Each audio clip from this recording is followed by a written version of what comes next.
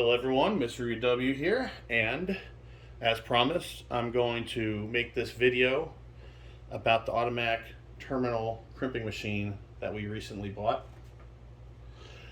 In this video, I'm going to go over the model, some of the specs of the model, where I purchased it from, how to use it, and some of the adjustments that I've learned how to make on it also. I'm by no means an expert on this machine, but I know more than the manual can teach you, the English manual, and try to make this easier for people that buy it behind me. First of all, the model number is SA-2.0T. I bought this from a company on Alibaba called Suzhou Sanao. I'll put that information on the screen for you.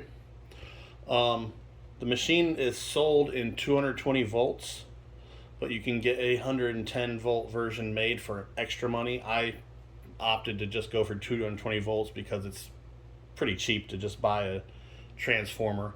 As you see down there, I have a 3000 watt transformer.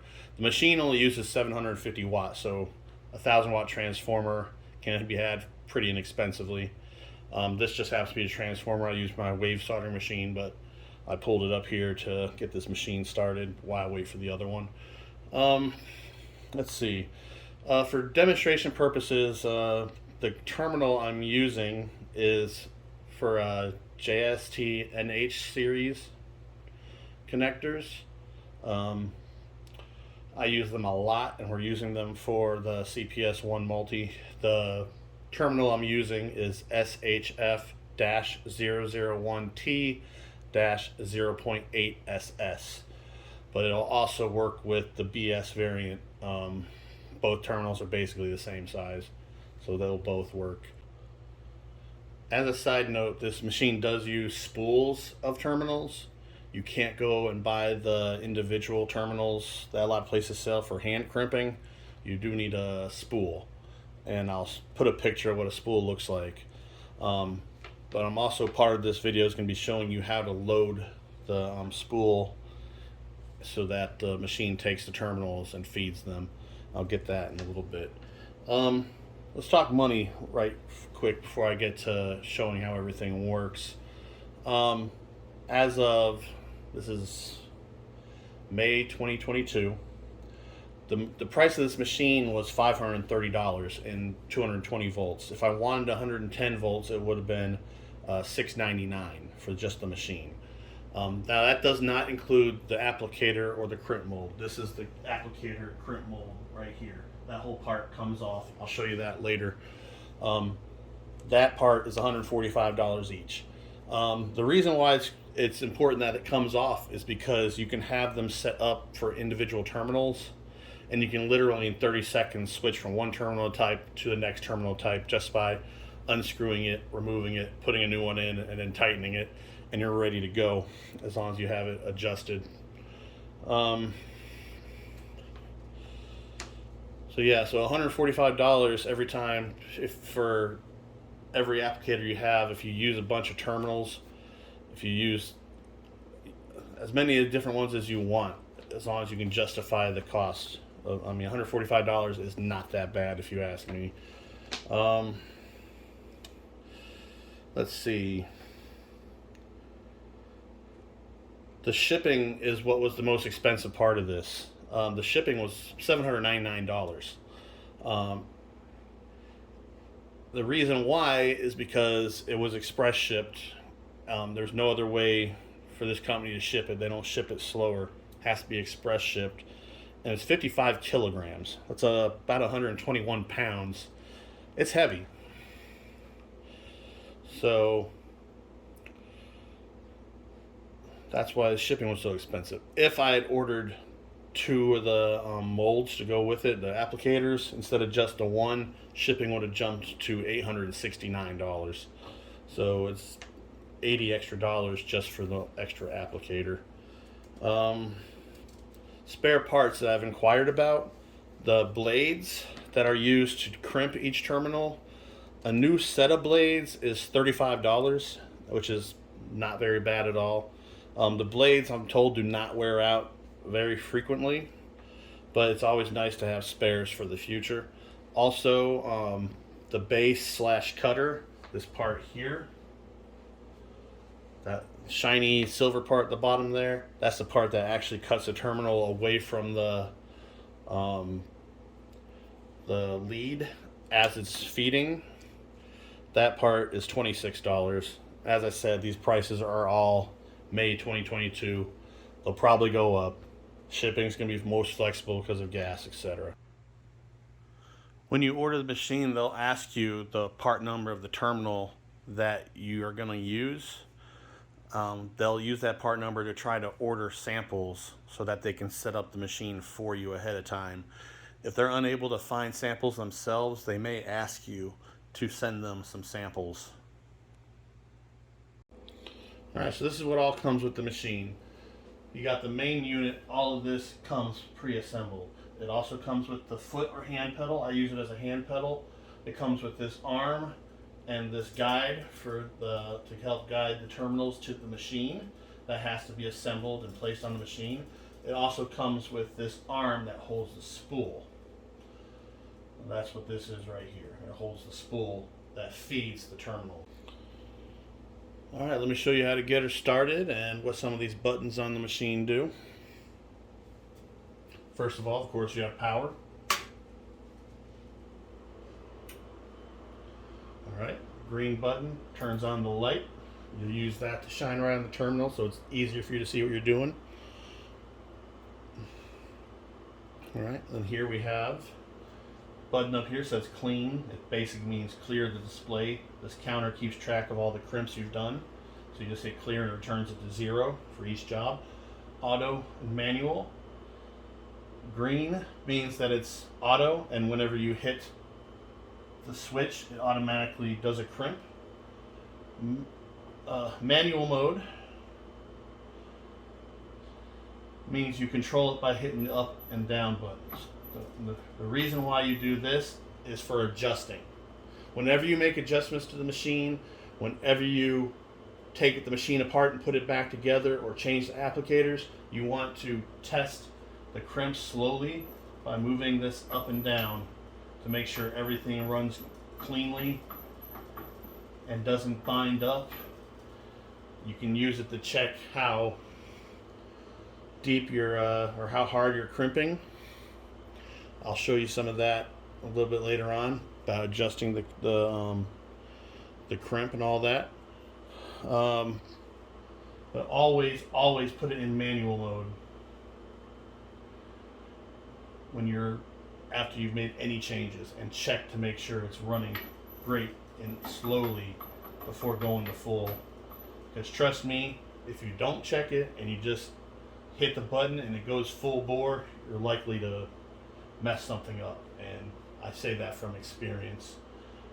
So as you can see, it's done 4 crimp tests. I can just hit that button and it goes back to 0. Now these 2 buttons affect certain things that you don't really need to worry about. The default speed for this machine is 50. It came to me at 65, and the way you would do that is you just hit the speed button and it'll cycle through. You can change that if you want. You don't really need to. It's doing it fast enough as it is, even at the slowest setting. But these other things here, I wouldn't mess with them unless you've been told to mess with them. It has to do with the intervals between the all that. It tells you what the defaults are, but in order to access that, you have to hold the even playing key in for 3 seconds to get to it. But generally, those settings you don't need to mess with, so I wouldn't mess with them unless you had to.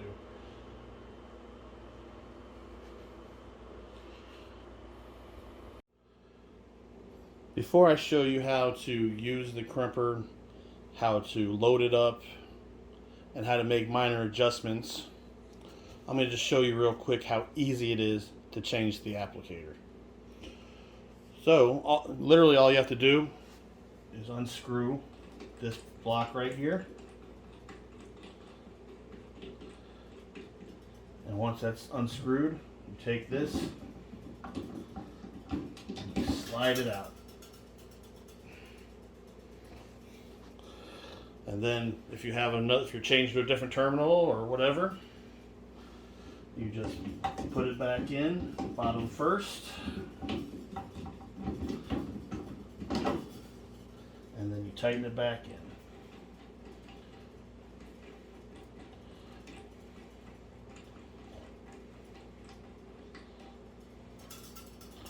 Now she's nice and secure again.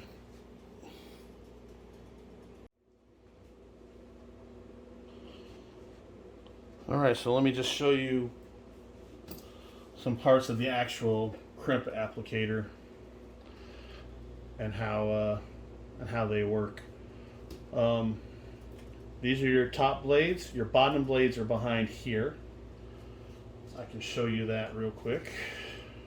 Is this the right one? No. This one. I'm not going to remove the top blades because they're harder to put back in because of gravity.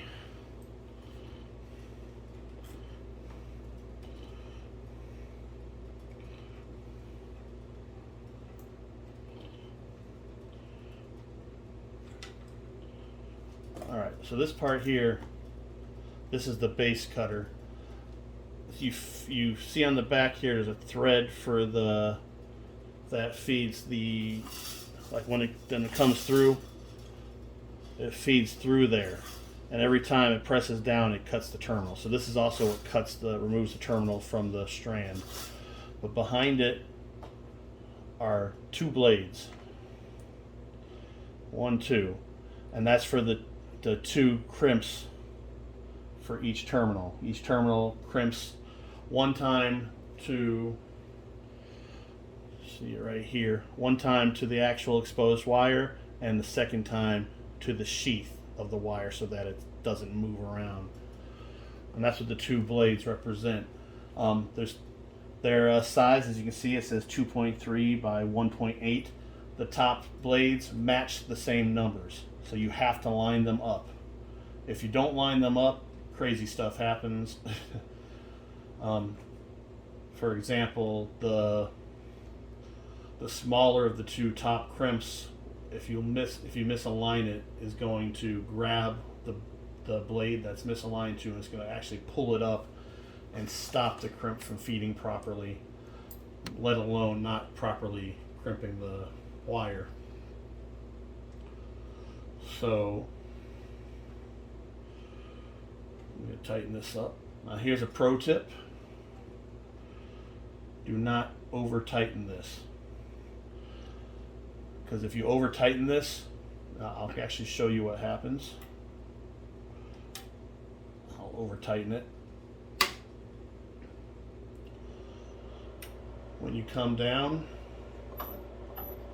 it's going to press that down, but it's not going to come back up. So it's going to cut that one crimp. It's not going to come back up, and it's going to misfeed because remember, it's got that groove in the back that this goes through. So now this is stuck down, and it's going to try to push it through crooked. It's not going to work. So literally, all you have to do is tighten it, and then take one reverse turn on each one, probably about barely even a quarter turn, and you should see it move up and down like it's supposed to. Alright. Let me show you some of the stuff here. This piece right here I'm pointing at, my finger is on, there's actually a screw in the back that adjusts this, and what this is going to do is it holds the terminal. So after it crimps the terminal and the blade comes back up, this prevents the terminal from being stuck in the blade, and it helps it feed out. The one that's been crimped will then feed out instead of being stuck to the blade and coming up. This right here is the thing that actually feeds. It grabs a hold of these circles and moves it along precisely to the next one. This right here, this only moves up when you twist it slightly to help you load, and then it comes back down and holds it in place.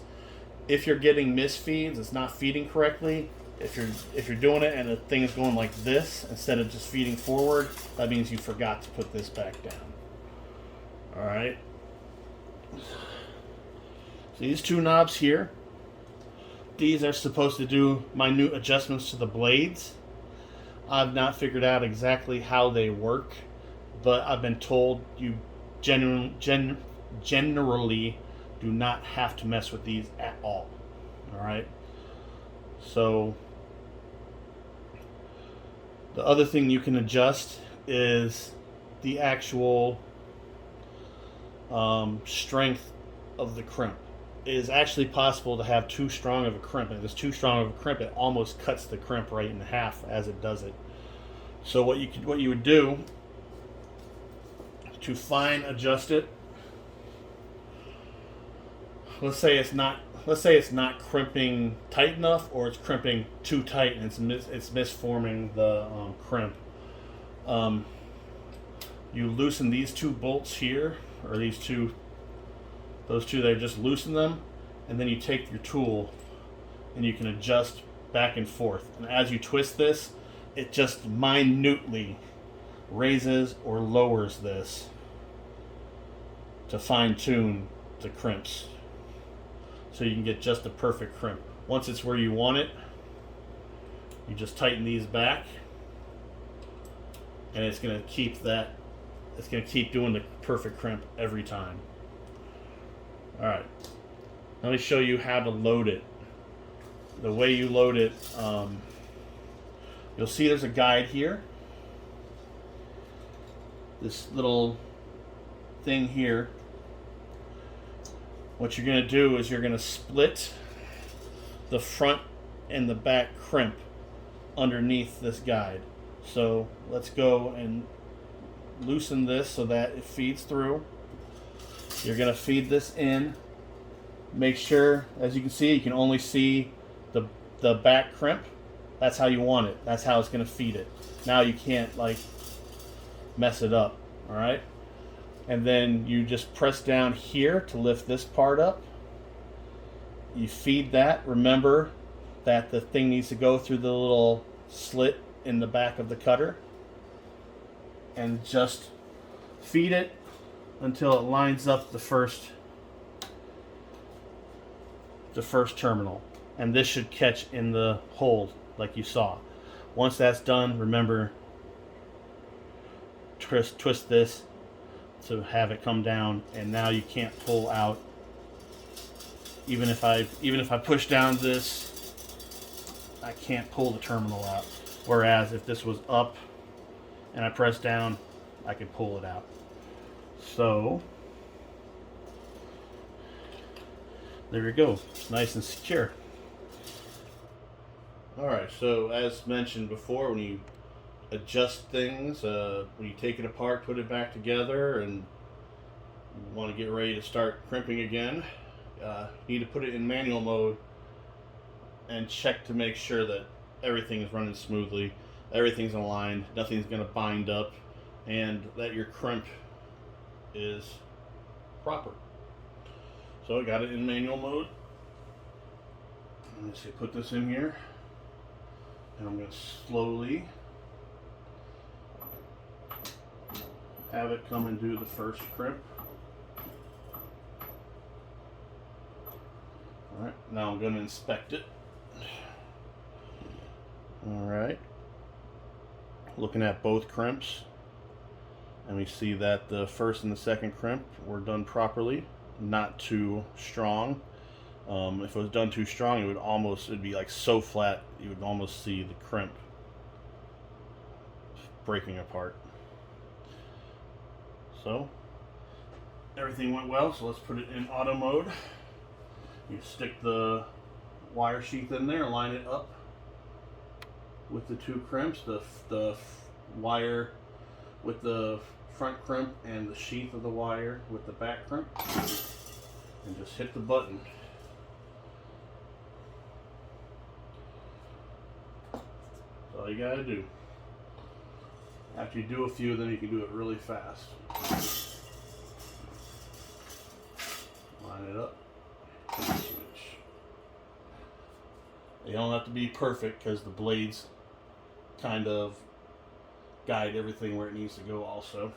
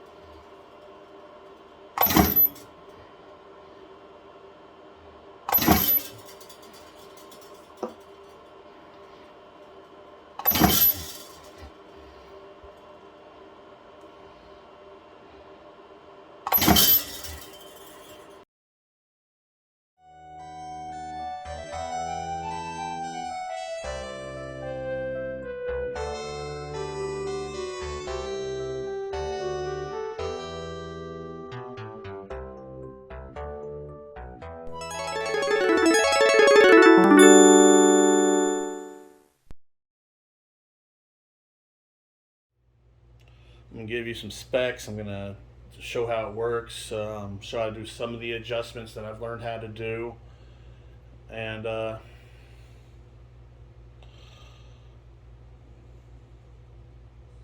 Mind Cat.